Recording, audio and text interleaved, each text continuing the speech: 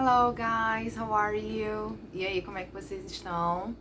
Bom, vamos lá. No vídeo de hoje eu vou comentar a respeito do material que eu deixei na última postagem para vocês, certo? O título do nosso material foi They Left Their Mark in History. Eles deixaram sua marca na história. E aí, quem, na opinião de vocês, deixou a marca na história? Temos várias celebridades, né? Várias pessoas que foram importantes na formação da história do nosso país e na formação da história mundial, né? Temos inúmeras pessoas que a gente podia falar agora, mas vamos focar um pouquinho nas três celebridades, nas três participações especiais que a gente destacou lá no material. Galera, lá a gente está falando de Madre Teresa de Calcutá. Como a gente pode perceber pelo nome, a Madre Teresa, ela foi uma madre, né, uma freira. E por que ela deixou a marca dela na história? Espero que vocês tenham lido, mas vamos dar uma resumidinha, bem básica. A Madre Teresa, ela era uma freira missionária e ela chegou até a ganhar um prêmio Nobel da Paz por promover ações para diminuir a pobreza no mundo, né? Já tem um tempinho que ela faleceu, mas a obra de caridade dela tá funcionando até hoje, né? O Steve, ele era um ambientalista, ele ensinava as pessoas a cuidarem melhor dos animais, ele ensinava a respeito dos animais. Tem um cara, se eu não me engano, ele hoje em dia ele faz, eu não sei se ele tá na Record ou no SBT, eu não sei. É um tal de Richard Rasmussen. Acho que é essa a pronúncia do sobrenome dele. E o Richard, ele tem um trabalho bem parecido com o do Steve Irwin. Ele mostra os animais, ele mostra como é que a gente deve protegê-los e tal.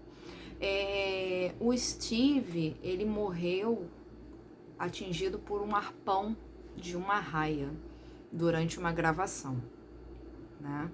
E o último foi um grupo chamado The Beatles. Eles são ingleses, né? Os Beatles não existem mais como banda, formação. Ainda temos 2 integrantes vivos, os outros faleceram. E por que os Beatles deixaram a marca deles na história? O som deles era diferente, era uma coisa inovadora na época, enfim, né? Foi um boom musical. O ritmo deles, as letras, e por aí eles deixaram a marca deles na história. Se a gente está falando de história, se a gente está falando de coisas que já passaram, a gente está falando de passado, óbvio. E aí, qual é o nosso tópico gramatical? O que a gente vai aprender de novo com a história dessas celebridades?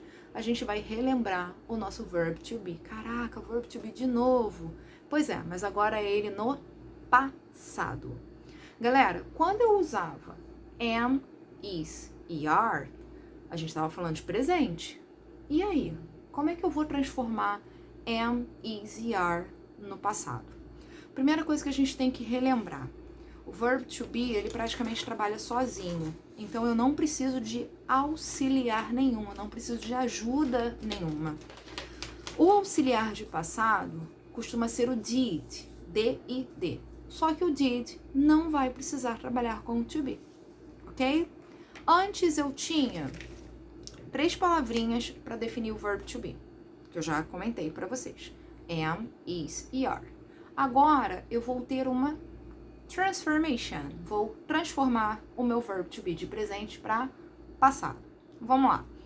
Eu tinha am, is. Essas 2 palavras viram was, ok? Am, is, viram was. Com quem eu usava isso aqui? I am,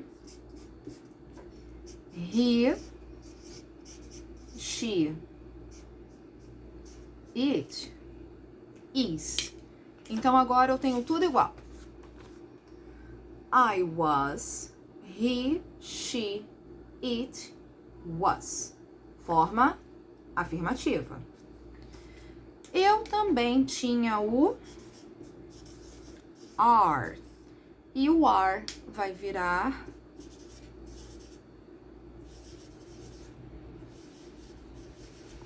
were. Vê se dá pra enxergar. Eu ia escrever was. Are vira were, ok? Quem usava o are?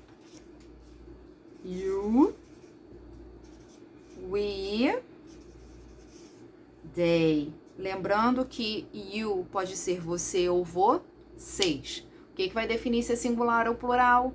O resto da frase, ok? Então vamos lá. Were bonitão aqui.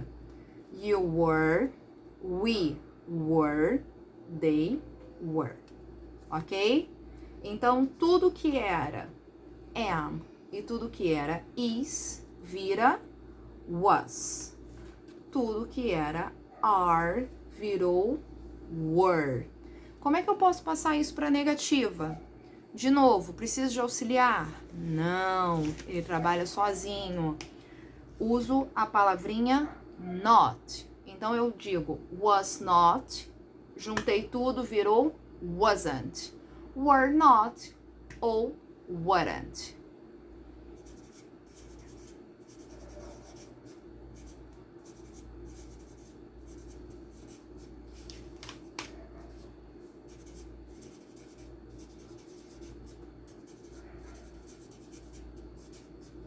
Prontinho. Aqui, ó. Was not. Juntei as duas palavras, forma contracta. Wasn't. Were not. Juntei as duas, virou weren't. Então, eu tinha you were, negativa, you weren't. We were, we weren't. They were, they weren't. I was, negativa. I wasn't. He was, he wasn't. She was, she wasn't. It was, it wasn't. Certo? Como é que eu faço a interrogativa? Mais mole ainda. Só vou trocar de posição. Não preciso me preocupar. Então, a minha frase era You were here yesterday. Vamos lá. Vamos trabalhar com uma frasezinha. Você estava aqui ontem. Quero te perguntar. Você estava aqui ontem? O que a gente vai fazer? Olha pra cá. You were here yesterday. Você estava aqui ontem. Vou trocar. Vou transformar essa afirmativa em uma pergunta. Tirei o were da segunda posição e coloquei ele aqui na frente. Lembrando que toda interrogativa precisa de um pontinho de interrogação. Olha aqui. Were you here yesterday? Certo? Ah, não, eu quero transformar numa negativa. Tirei o were da frente. Lembra que era you were here? Agora eu tô negando. You weren't here yesterday. Ok? Beleza. E aí, para que a gente usa verb to be? Lembrando, a gente pode usar em apresentações pessoais, ou a gente falar da gente, ou falar do coleguinha, ou falar de outras pessoas. A gente pode definir a nossa idade, é feita com verb to be, a frase, aparência física. Ah, o fulano é alto, baixo, gordo, magro, verb to be. Falar a respeito de feelings, sentimentos.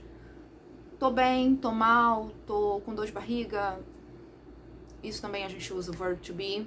Falar a respeito da nacionalidade de alguém, falar a respeito da origem de alguém, do país que essa pessoa era ou é, depende do tempo verbal. Também usamos o verb to be, certo? O uso não muda. O que vai mudar é que antes eu estava usando no presente e agora eu vou usar no passado. Ok? So, guys, let's practice. Vamos praticar. Kisses!